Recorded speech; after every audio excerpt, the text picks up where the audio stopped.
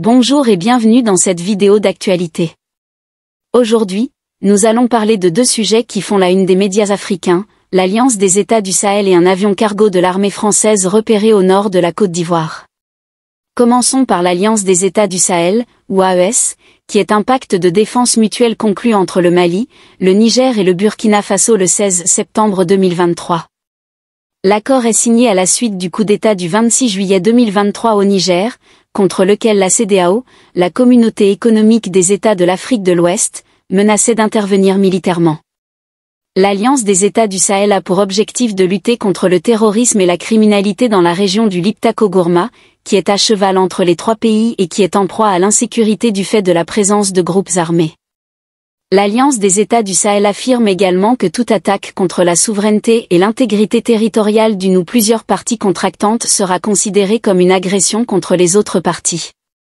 Le Premier ministre nigérien Ali Lamine Mahaman Zein et le général Abdourahmane Tchiani, qui est à la tête du Conseil national pour la sauvegarde de la patrie, depuis le renversement du président Mohamed Bazoum.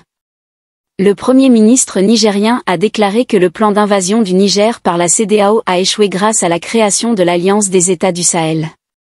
Il a fait cette déclaration à l'issue d'une réunion des premiers ministres du groupe AES à Niamey, la capitale du Niger, le 26 décembre 2023. Il a également rappelé que la France, l'ancienne puissance coloniale, d'être derrière la menace de la CEDEAO et de vouloir maintenir son influence dans la région.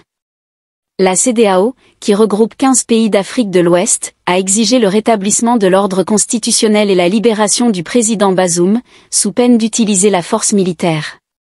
Les chefs d'état-major de la CEDEAO ont défini les contours d'une éventuelle intervention militaire. La CEDEAO a également imposé des sanctions économiques et diplomatiques aux militaires, ainsi qu'aux autres pays membres de l'Alliance des États du Sahel, qui sont tous dirigés par des militaires. Mais la CEDEAO n'a pas réussi grâce à la solidarité des pays de l'AES. Passons maintenant au deuxième sujet, un avion cargo de l'armée française repéré au nord de la Côte d'Ivoire. En effet, après le débarquement de 300 à 700 soldats blancs au nord du Togo, à la frontière avec le Burkina Faso, nous apprenons maintenant qu'un avion cargo de l'armée d'occupation française a été repéré par un satellite au nord de la Côte d'Ivoire. Le cargo a atterri en pleine brousse où il n'y a pas de piste d'atterrissage. Seule la France et les personnes à bord savent ce qui les a motivés à se poser près de la frontière du Burkina Faso. À noter aussi qu'il y a un contingent de troupes françaises au nord de la Côte d'Ivoire, non loin de la frontière burkinabé, en permanence.